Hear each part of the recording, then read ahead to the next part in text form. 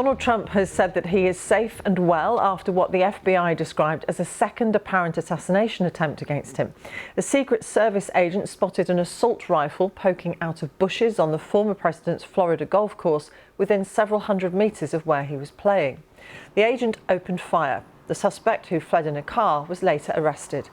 Police have searched his home in North Carolina. Joe Biden and his Vice President Kamala Harris both expressed relief that Mr. Trump had not been hurt. Security had been tightened around the Republican presidential election candidate after an assassination attempt in July. Graham Satchell reports. They blocked it off. The I-95 in Florida and pictures taken by a passing motorist show a large number of police surrounding a vehicle. Law enforcement officers have just detained a man suspected of attempting to assassinate Donald Trump. He was driving the black car seen here at the side of the road. The former president was playing golf on his own course when a number of gunshots were heard. A Secret Service agent had spotted a rifle being pointed from bushes at the edge of the course. They have an agent that jumps one hole ahead of time to where the president was at. And he was able to spot this rifle barrel sticking out of the fence and immediately engage that individual, at which time the individual took off. The police recovered what they say is an AK-47 style rifle with a scope, 2 backpacks containing ceramic tiles and a GoPro camera. We are not sure right now if the individual was able to take a shot at our agents, but for sure our agents were able to engage with the subject. And you know, that's a little bit old, that chart. It is just a matter of weeks since the last assassination attempt on Donald Trump.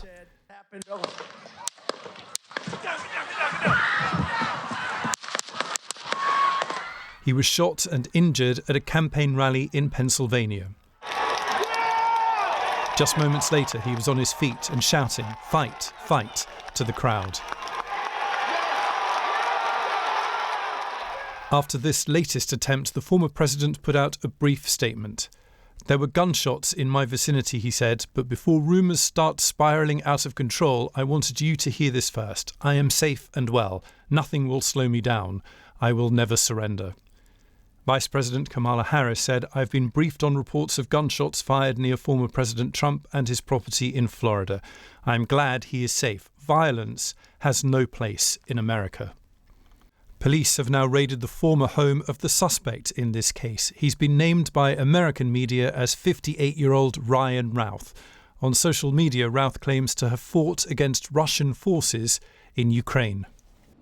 Donald Trump left his golf course under heavy security a few hours after the thwarted attack. There will be questions about how a man with a rifle was able to get so close to the former president, but Donald Trump has praised the Secret Service for their response and says he will continue to campaign this week.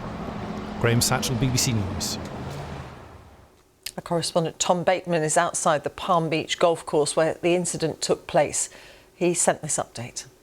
Well, over the coming hours, there will be much focus on the suspect, named by US media as Ryan Wesley Routh, a 58-year-old former construction worker from North Carolina.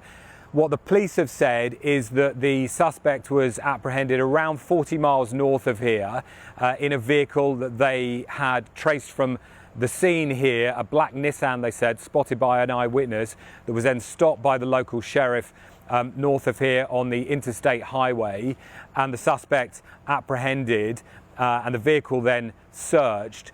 The suspect now being held in a jail in the county there. And what we expect in the next few hours in the morning is that that person will be transferred back south down here to West Palm Beach. And the potential then for a court appearance. We heard from law enforcement officials during that news conference earlier that if they decide to book him, they can then press charges locally here. But there's also, of course, the distinct possibility of federal charges because there is an FBI investigation now leading all of this. And to give you a sense of the geography here, just behind me is the sign there for the Trump International Golf Club. This corner here, behind the bushes here, is hole 6 of the golf course. Now, that is where Donald Trump was heading towards. He was between the 5th and the 6th holes according to the police. And it was that advanced security sweep by the Secret Service that spotted the barrel of that assault rifle pointing through a chain link fence. And it was that very fact that it appears ultimately protected Donald Trump, because those Secret Service agents fired towards the suspect. What remains unclear is whether or not the suspect fired either at that Secret Service agent or at Donald Trump himself. We don't have that confirmed yet. And the police and the FBI were asked that question in the news conference. They say that whether or not a shot was fired or shots were fired by the suspect still remains part of their investigation. Tom Bateman.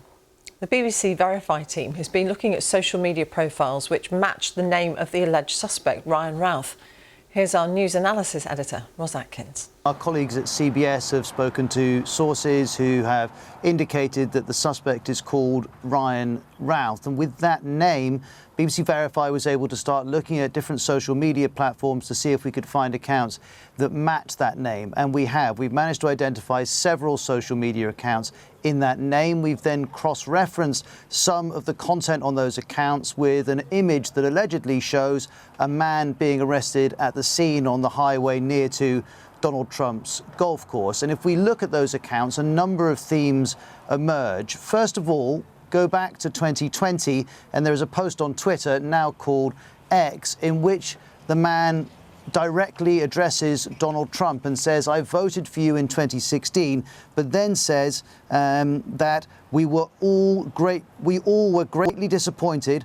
I will be glad when you're gone," he says in this tweet. So that was back in 2020. More recently, a lot of the social media output on these accounts has been around Ukraine. We know that the man in these accounts is involved in organising for foreign volunteers to go to Ukraine to join the fight against Russia. He was quoted in an article on just that subject in the New York Times last year. There's also a video that BBC Verify has seen on YouTube, which appears to show him in the Ukrainian capital, Kiev, again talking about the issue of the West's approach to Ukraine, and particularly about the issue of volunteers coming to Ukraine. And it's clear in a number of these posts across a number of platforms that he is frustrated about the West's approach to Ukraine. He feels that more should be done. So that is coming out again and again. Of course, we have to be cautious about this because we're still learning details about who this person is, and we don't have a huge amount of confirmed detail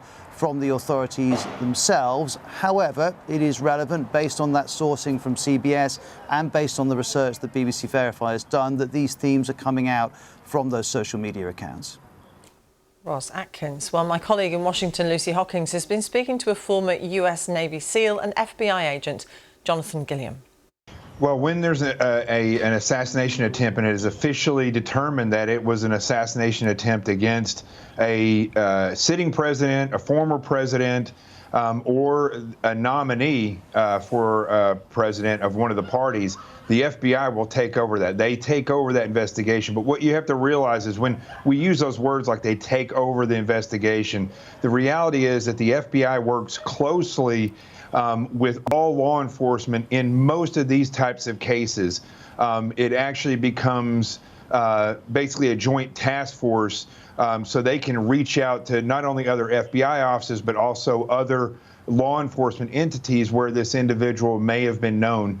They will also work with intelligence agencies to see if any of the information comes back about this individual where he may have been part of a state-sponsored assassination attempt or any type of terrorist group.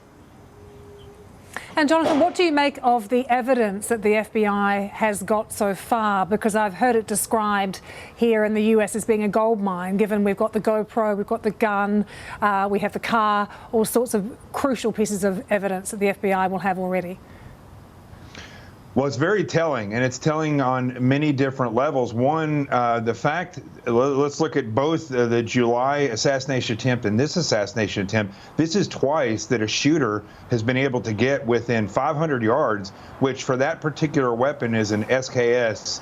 It's an AK-47, Russian-style AK-47, is the max effective range is 450 yards, especially with a scope. So Trump was estimated to be within 400 or 500 yards of this individual. So twice now, somebody has been able to get within that distance. That's something that the FBI should take into account because now it's gone beyond just a simple dropping of the ball of tactics where these threat assessments are not being done properly.